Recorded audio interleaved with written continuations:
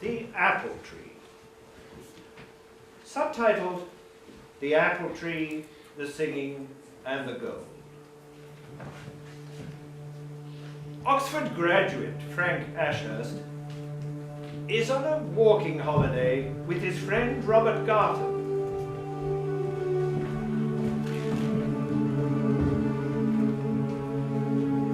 When he sprains his ankle in the road near Ford Farm, Manhattan.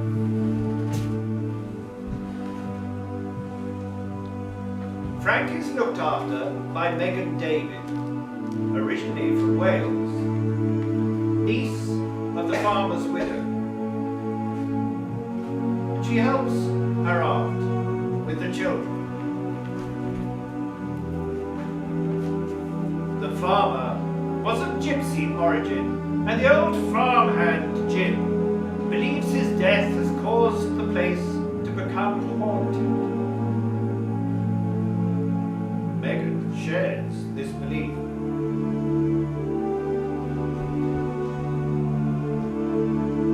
Robert has to go back to London.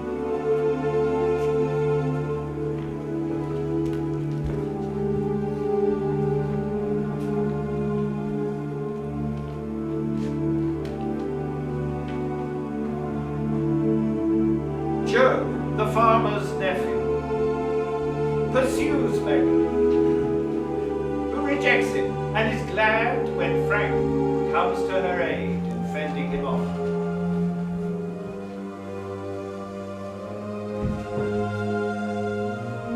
Megan and Frank fall in love at an assignation in the apple orchard, under the giant apple tree at its center. She wore a dress of white, and with her skin rose-tinted, appeared to suggest the pink and white patchwork of the apple blossom above her. She stood alone among the grey, lichen-covered tree trunks, waiting. Frank moved up to her, and she dipped her head on his chest. Frank stroked the shadiness of her hair, as if he were touching the very essence of a sunny spring afternoon, strand by strand, silken as a brown trout, but in bunches like new-made hay, breath warm, that still has a tinge of green at its core, as hot as a mammal's skin. Frank wants to take Megan back to London. She doesn't want to go, and sees a gypsy bogey sitting on a stone by the stream. Eventually, after much persuasion, she agreed. Frank goes shopping for clothes for Megan in Torquay.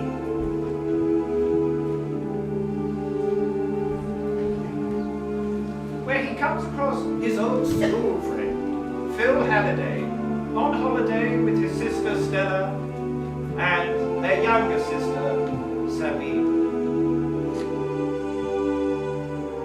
Back at the farm, Megan waits for Frank's return.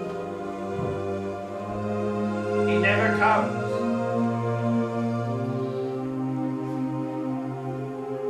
As they play and talk on the beach, Frank suddenly finds he has feelings for Stella and realizes that Megan would be like a fish out of water in London.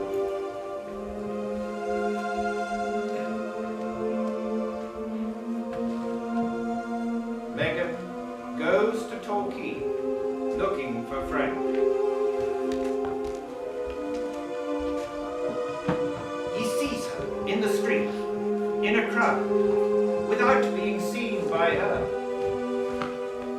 He approaches her from behind and is just about to call out when he loses courage, changes his mind, and lets her disappear.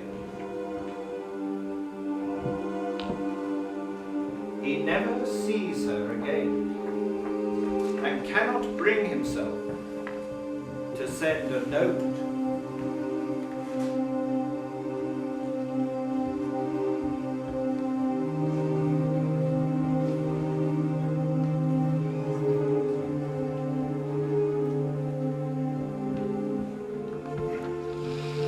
Frank Ashurst returns many years later with his wife Stella on a picnic.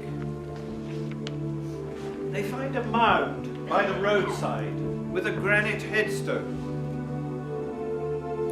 A passer-by, the old farmhand, tells them it is Megan's grave and relates the manner of her death.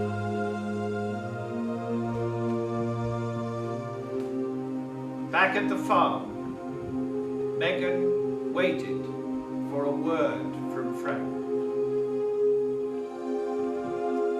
It never came.